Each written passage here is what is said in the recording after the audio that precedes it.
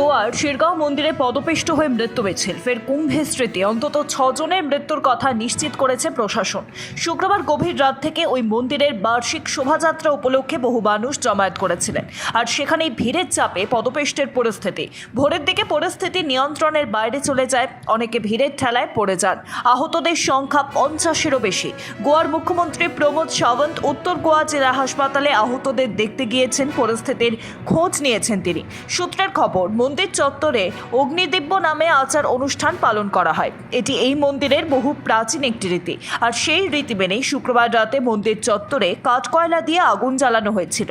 প্রচলিত বিশ্বাস, এই আগুনের সামনে বসে কেউ যদি কোনো মানত করেন তাহলে তার ইচ্ছা পূরণ হবে। তাই প্রতি বছর অগ্নিদিব্য রীতিতে অংশ নেন প্রচুর ভক্ত। কেউ কেউ আবার আগুনের উপর গিয়েও হাঁটেন, মনস্কামনা পূরণ হবে এই বিশ্বাস থেকে ভক্তরা ভিড় জমান মন্দিরে।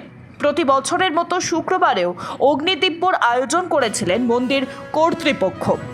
প্রত্যক্ষদর্শীদের দাবি, রাত যত গড়িয়েছে ভক্তদের ভিড় ততই বেড়েছে। একটা সময় সেই ভিড় নিয়ন্ত্রণের বাইরে চলে যায়। শনিবার ভোর 4টের সময় আচমকাই পুণ্যার্থীদের মধ্যে আতঙ্ক ছড়িয়ে পড়ে। তারা ছোটাছুটি শুরু করে দেন। মন্দির প্রাঙ্গণ থেকে বার হতে গিয়েই আরও সমস্যার সৃষ্টি হয়।